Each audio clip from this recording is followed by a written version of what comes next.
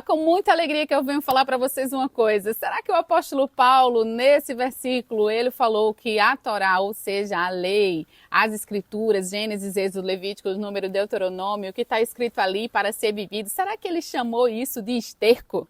Será que ele estava se referindo àquilo que o próprio Eterno entregou para Moisés como esterco? Muitas pessoas utilizam esse versículo para dizer que o apóstolo Paulo teve a lei e tudo que ele praticava da lei como nada, como lixo, mas não era isso que ele estava querendo falar.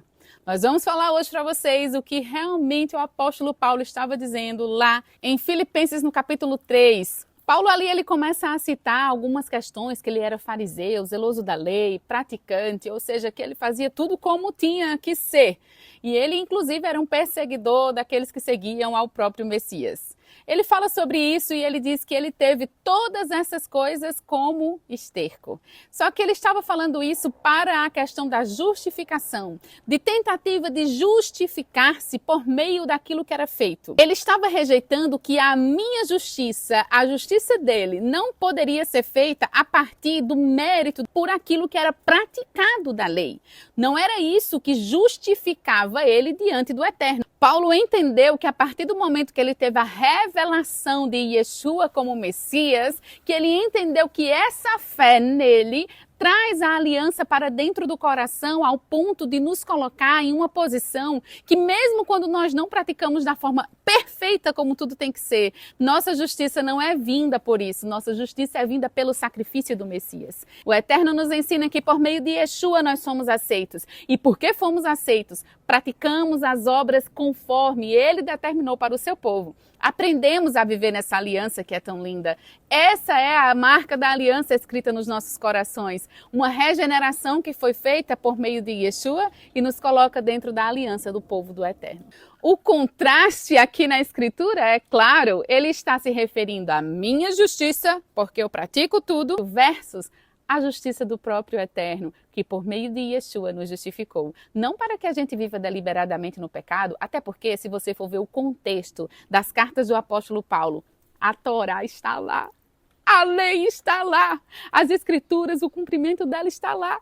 Em Atos, no capítulo 15, inclusive, ele fala que aqueles que estão chegando, os gentios que estão entrando na aliança, começam fazendo aquelas coisas que iniciais. Leia lá em Atos, no capítulo 15. Vão se abster de comidas sacrificadas a ídolos, do sexo ilícito. Ali era o início, era para entrar na aliança. A partir de então, todas as semanas, em cada Shabat, nós vamos aprendendo e praticando aos poucos. A questão agora é que a maldição que era colocada em cima do povo, a condenação por não praticar conforme tinha que ser ali a lei, agora Yeshua carregou.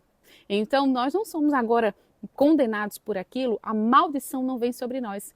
Mas não é por isso que nós vamos viver conforme a nossa vontade, a vontade dos homens, conforme os preceitos humanos e não preceitos de Deus. Ele tem a forma de nós vivermos. Por exemplo, os 10 mandamentos, quando fala lá sobre não matar, não roubar, honrar pai e mãe, tudo isso é aceito. Ou seja, continua, certo? Nos nossos dias. E por que não o Shabat? Você já parou para se questionar por que não? Enquanto que na própria Escritura fala que esse é um sinal da aliança entre o povo do Eterno e ele.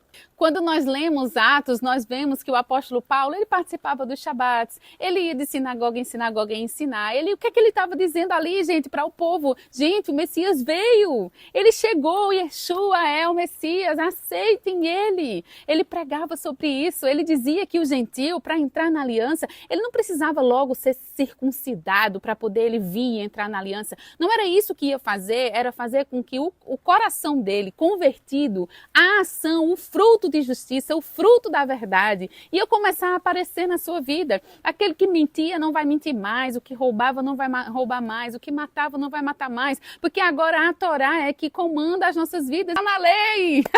A lei é boa, o próprio apóstolo Paulo falou, a lei é boa. Então, nós não somos perfeitos, nós não fazemos tudo, não cumprimos tudo, não são 613 leis para você cumprir, calma. Existem leis ali que eram para os sacerdotes, outras para os levitas, outras que eram para o templo, outras que eram para as mulheres e são para as mulheres, outras são para os homens. Gente, eu não sou homem, não cumpro dos homens, não sou sacerdote, não sou levita, então a gente cumpre aquilo que é para nós, cada um a sua parte. É fácil, é simples, é maravilhoso. Quando a gente entra na aliança e vive por meio da fé em Yeshua, se torna tudo lindo e tudo mais simples, pessoal.